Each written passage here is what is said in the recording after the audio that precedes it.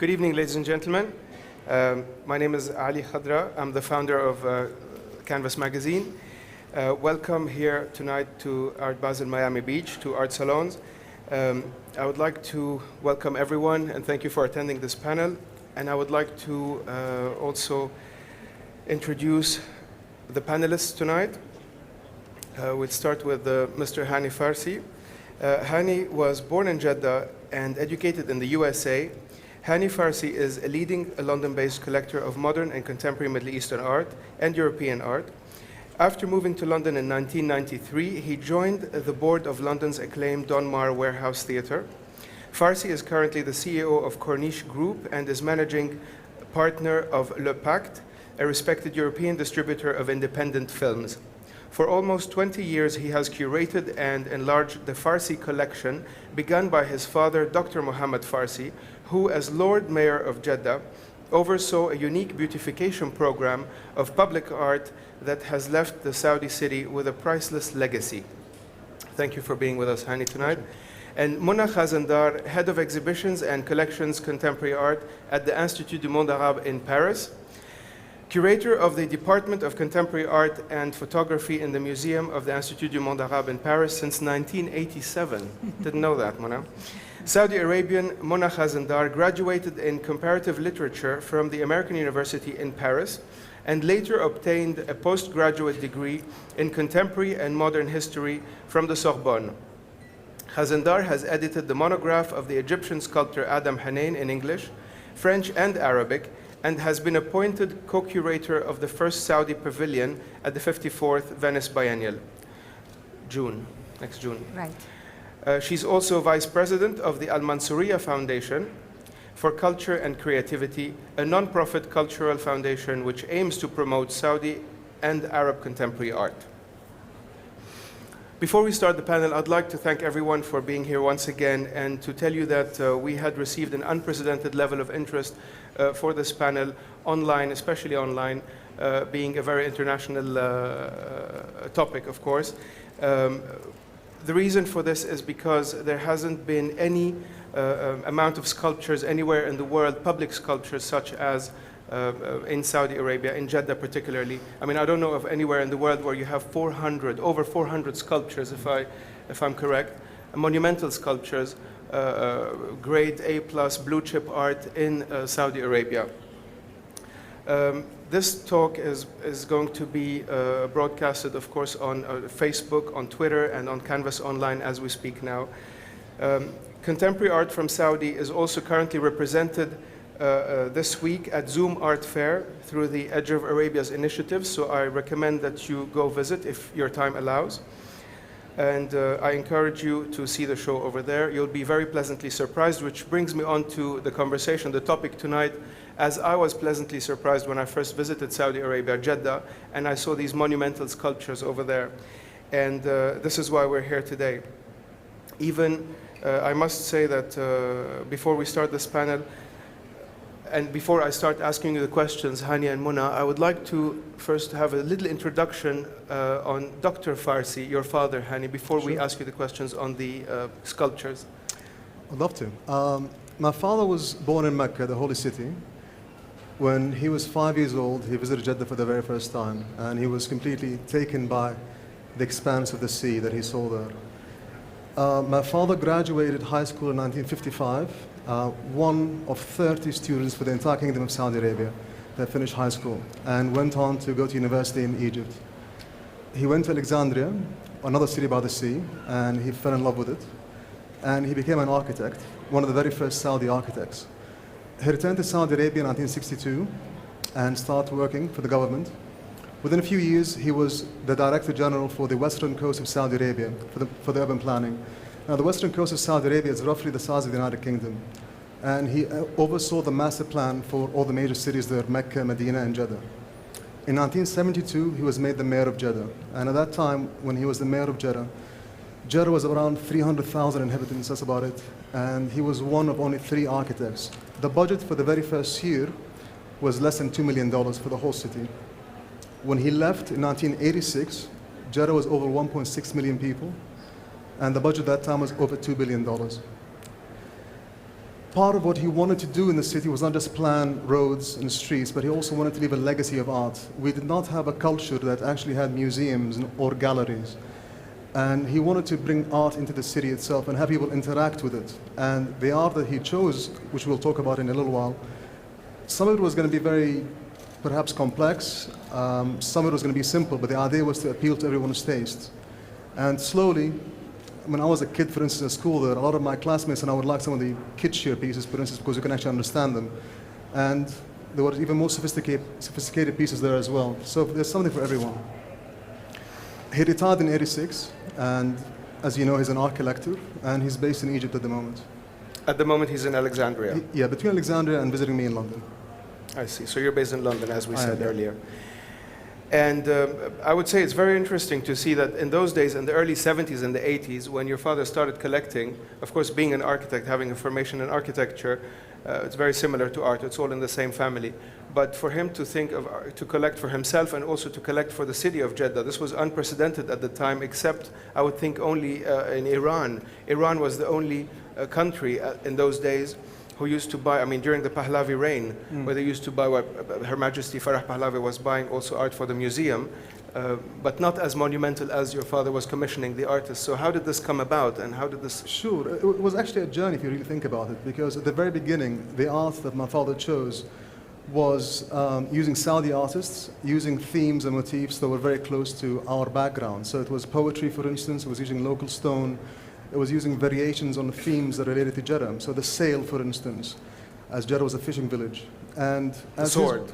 Sorry? You mean the sword? No, sail. As sail. The sail, okay. Yeah, sail. The sea.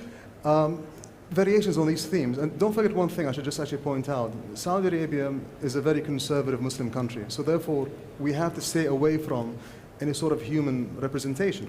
So that leaves us actually 1 or 2 or 3 different areas we can go to. The first one is art that uses our culture and our background. So whether it's things to do with Islam itself, astrology, chemistry, mathematics, obviously calligraphy as well, or things that had to do with our background, incense burners and objects like that, or for that matter, later on, the journey took him to abstract art and Western art as well. So it started with things that had to do with our background, and slowly it moved from that into being able to buy pieces by Miro and Henry Moore and Calder and so forth. So it was a journey.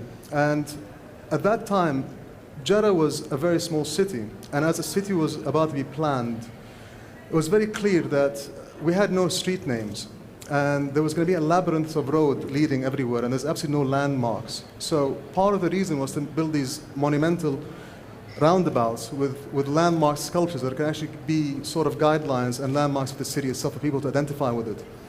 We also used, for instance, discarded materials. So there was an old marble factory or a stone factory, and the pieces themselves made into a huge bicycle sculpture, which was huge.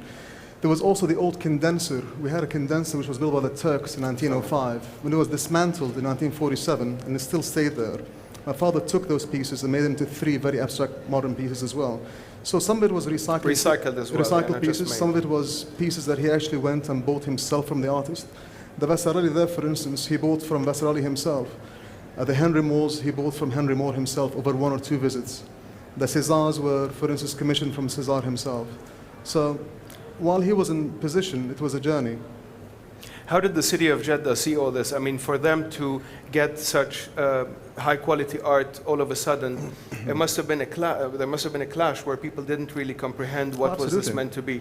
Oh, definitely. I mean, at the beginning, there was, you could imagine, at the time there was a backlash. People were always saying, you know, that we have more pressing needs than these monumental, huge sculptures in the city, and this was a lot of attacks on the press on him. He's a very good writer, and he usually responded that the two can go hand in hand. The municipality should be able to provide all the basic civic needs, but at the same time, art has to be an important part. The one thing I should really point out is that no money was diverted from roads or electricity or lighting to go into art. It was separate budget. No, there was no budget. This was something that he and others paid for. So this was all donations privately. None of it was actually from the government at all. So therefore, no money was diverted. That could have gone to something else. Incredible. Okay. So it was a private initiative. Absolutely. To Absolutely. embellish the city of Jeddah. Precisely. And it also, if you think about it, I mean, it was very important because it took away the idea of waiting for the government to constantly pay for things. This is a part of a city in which its inhabitants actually participated in the city, and it gave them a huge amount of civic pride. So whether it was individuals, friends of his, or it could be companies. For instance, if there was a roundabout in front of the headquarters of a specific bank or a company, he would speak to the CEO and tell him that in reality this will make his building even more attractive and so forth. Then it was conversations, and a lot of the art was actually donated. All of it was donated, or he paid for it himself. Well, we know how difficult it is today to sell one piece of work, let alone 400 in a city like that and such monumental sculptures. So really, I condemn him. Muna, Yes. I would like to know what your feelings were growing in a city like Jeddah. You know, as a child or as a teenager, and then you see all these sculptures over there. You were not involved in the art world then, right? I wasn't. I was Right. too So young. you didn't know what was such monument. Like if you saw the Pousse de César. César, or if you saw the Vasarely, so you didn't know what it was. But how did it affect you, or do you remember it? I do remember it, and I remember being proud of belonging to Jeddah, belonging to this art city, to be part of this. Well, later, afterwards, when I grew up and I studied art, I was aware that the sculpture beside my house is by César, for example, and I was even more proud when I would walk around the Corniche and I would see And sculptures this was in by... the 70s. That was 80s more, yeah, Right, the 80s right. maybe, yeah, the 80s. Or Calder, or sculpture by Calder. We're not revealing Mona's age now. It's not about Mona. And that's why when he told me, I wasn't aware that you've been working in the Institut du Monde Arabe since 86. Ali, a bit, be discreet. I'm sorry. And I was telling Hani a while ago, like 3 years ago, they took, because our house is beside the fist, the sculpture of the fist by César. And 3-4 years ago, they took it out for restoration, cleaning, and this sort of thing. And I couldn't find the way home when they took it out. Like they took it out like for like almost a year. And It every misled time, you. Yeah, I couldn't find the way home because for me it was like our house is the second street after the sculpture by César. I couldn't find my house anymore. Well, as Hani said, the roads didn't have any street No. names, so No. the monumental sculpture would be the way to The lead you to the landmark. house. Yeah, the landmark. Yeah. Hani, tell me about the decision making. Like for him to decide we're going to have a César here, or we're going to have a Vasarely there on the beach Corniche. We're going to have a Henry Moore. So how did the decision come about to confirm that the sculpture is going there? Let alone the fact also that some sculptures, like the Henry Moore, which is a reclining nude in a city like Jeddah, to have a beautiful sculpture like that on the Corniche. But who decided which sculpture should go where? And I think, from what I remember, it was a combination of two things. My father had a very close working relationship with a team of architects in the municipality that were really his close group of advisors who traveled with him almost everywhere, even when he traveled abroad to buy these sculptures. As he was actually doing the master plan, he would know that there's a roundabout coming here. He would also kind of know what sort of zoning there was, so he'd actually think in his mind of the access line for that roundabout, what sort of height we should have here.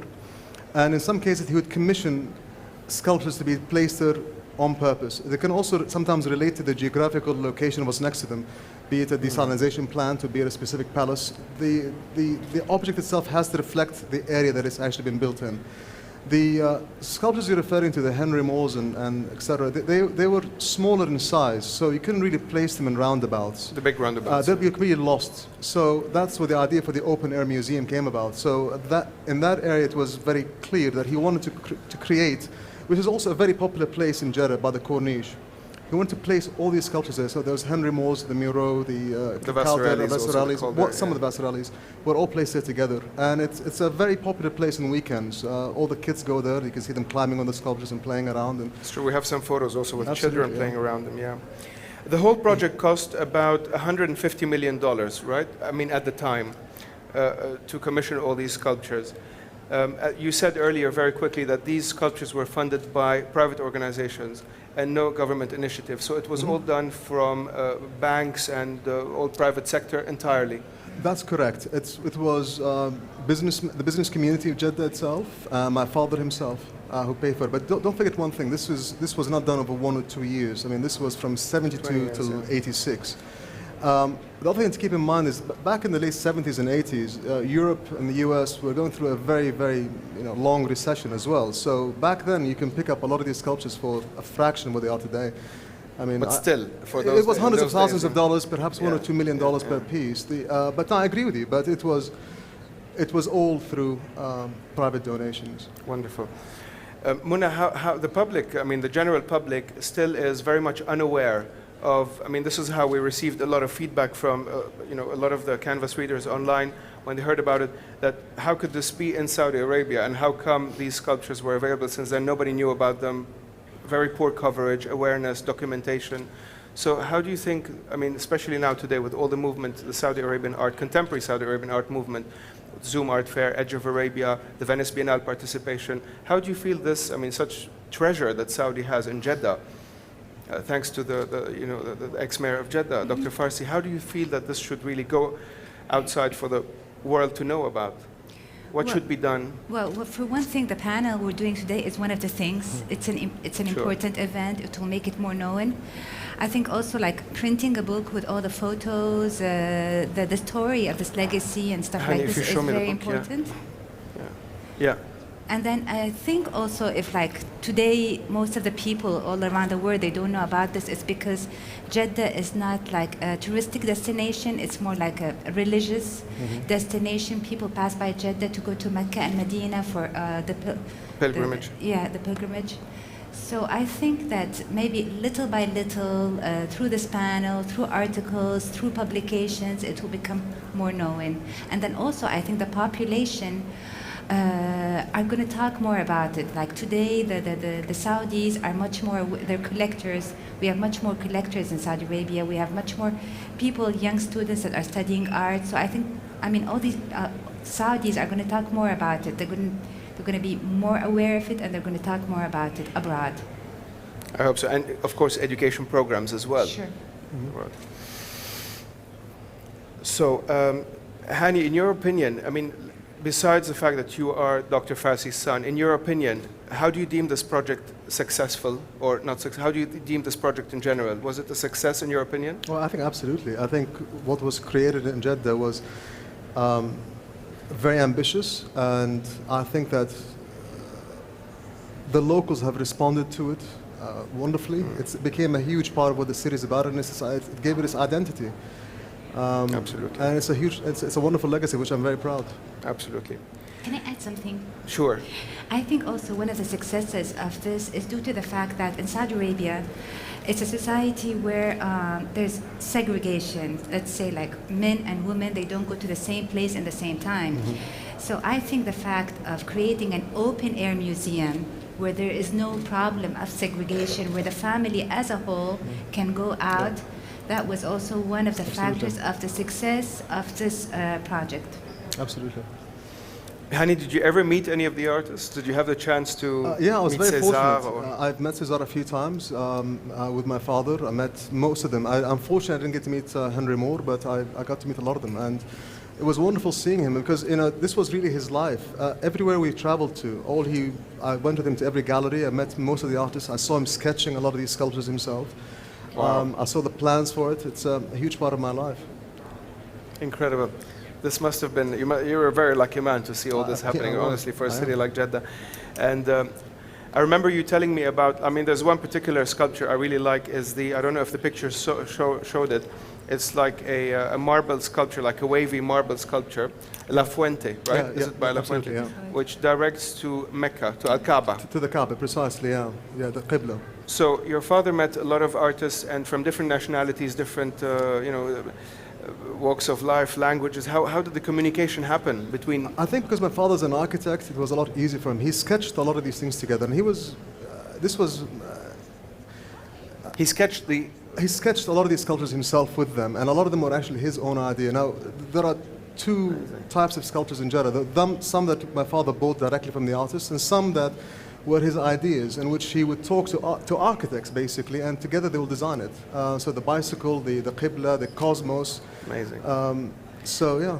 What about the balance between Saudi artists, because I'm sure he gave also a chance for Saudis to work on these sculptures, and the balance between Saudis and the Western artists as well. Was there a particular balance or criteria? I don't think it was something that was conscious. My father, it was also a question of having the right dialogue with the artist. There are Saudi artists, there are Arab artists, there are artists from Indonesia, Finland, Germany. It's a question of just meeting these people. And also his time was quite limited. So whenever we traveled on holiday, for instance, he would try to seek out the artists that wherever we were and see what we can get. Great.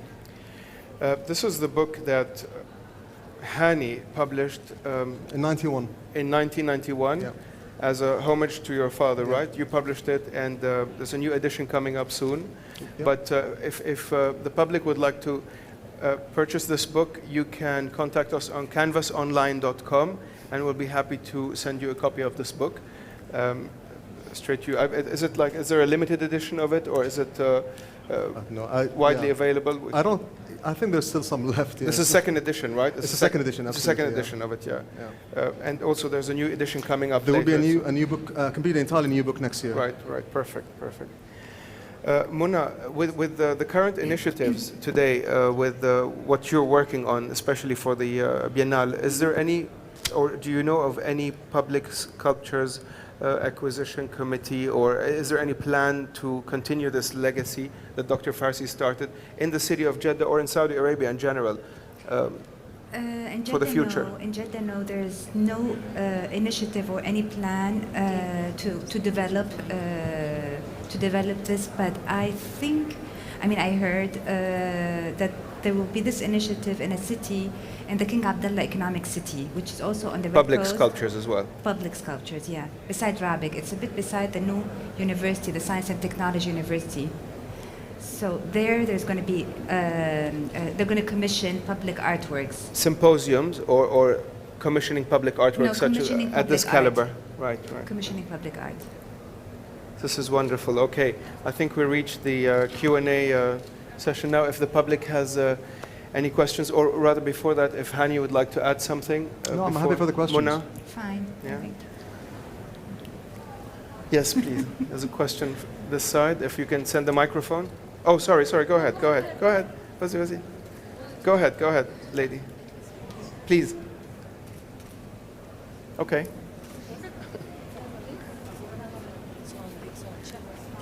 Go ahead, please. Hello.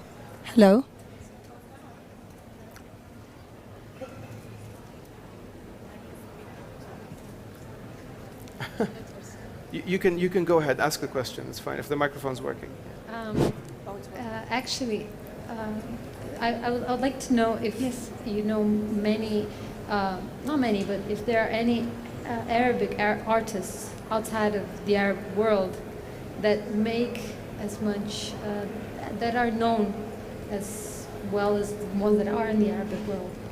That are known outside the Arab world, you mean? That are known like internationally? Outside of the Arabic, international Yeah, there's a countries. lot. Actually, there's a lot. There is in France, in the States, in Europe in general, in Italy.